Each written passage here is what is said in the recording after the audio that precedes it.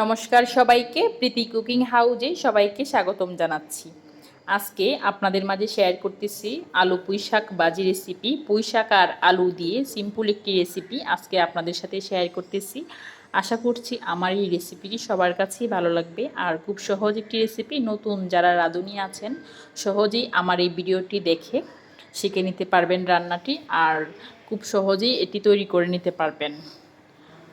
আলু আর পুঁই শাক দিয়ে এমন মজার একটি ভাজি তৈরি করে খেয়ে দেখবেন, অনেক মজার আর সহজেই করে নিতে পারবেন।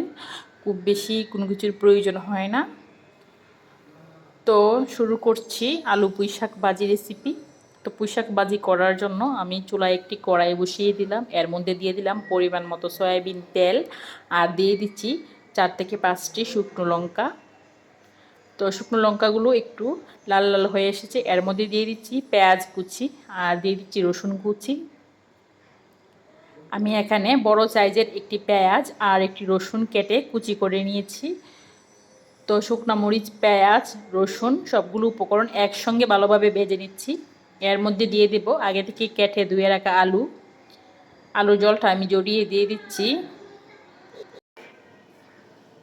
আলুগুলো দিয়ে ভালোভাবে 3 থেকে 4 মিনিট ভালোভাবে ভেজে নেব। এরপরে দিয়ে দিব পুঁই শাকটা। তো আলুগুলো দিয়ে দিলাম কড়াইয়ে, এবার 2 থেকে 3 মিনিট ভালোভাবে ভেজে নিচ্ছি। এর মধ্যে দিয়ে দিচ্ছি 7 থেকে 8টি কাঁচামরিচ চিলি। খুব সহজ একটি ভাজি, আপনারা যে কেউ চাইলে সহজেই করে নিতে পারবেন। এটা অনেকেই হয়তো পারেন, তো নতুন রাঁধুনি যারা এর মধ্যে অনেকেই পারেন না। আশা করছি আমার এই ভিডিওটা দেখে সহজেই করে নিতে পারবে। তো দিয়ে দিলাম 1 চামচ পরিমাণ হলুদ আর দিয়ে দিচ্ছি পরিমাণ মতো লবণ। এবারে আলুগুলোর সঙ্গে ভালোভাবে সবগুলো উপকরণ মিশিয়ে নিচ্ছি। হালকা একটু ঢেকে দেব আলু সিদ্ধ হওয়ার জন্য।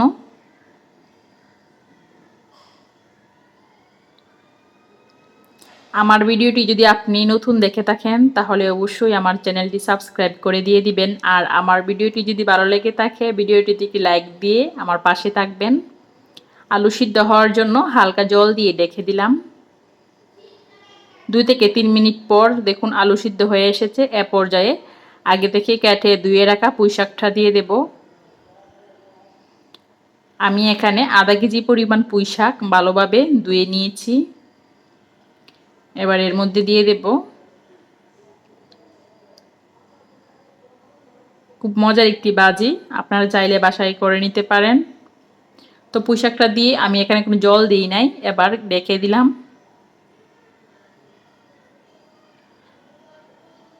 ঢেকে দেওয়ার 5 মিনিট পর এবার আর ঢেকে দিতে হবে না, ঢাকনাটা উঠিয়ে নিলাম। এবার নেড়ে চেড়েই নামিয়ে নেব মজাদার আলু পুঁই শাক ভাজি রেসিপি। আলুটাও সিদ্ধ হয়ে এসেছে, এ পর্যায়ে আর ঢেকে দিতে হবে না। এভাবেই নেড়ে ছেড়েই লো হিটে রেখে 4 থেকে 5 মিনিট নেড়ে ছেড়ে ভেজে নামিয়ে নেব।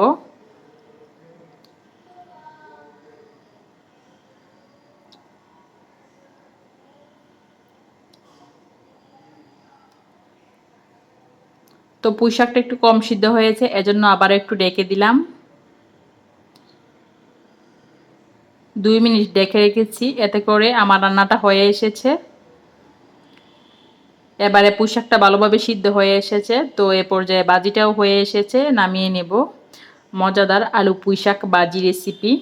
আশা করছি আমার এই ভিডিওটি আপনাদের কাছে ভালো লেগেছে। অনেকেই হয়তো এই রান্নাটি পারেন, কিন্তু যারা নতুন কোনোদিন রান্না করেনি তাদের জন্য এই ভিডিওটি খুব উপকারে আসবে। খুব সহজেই আলু আর পুঁই শাক দিয়ে এভাবে ভাজি করে নিতে পারবেন।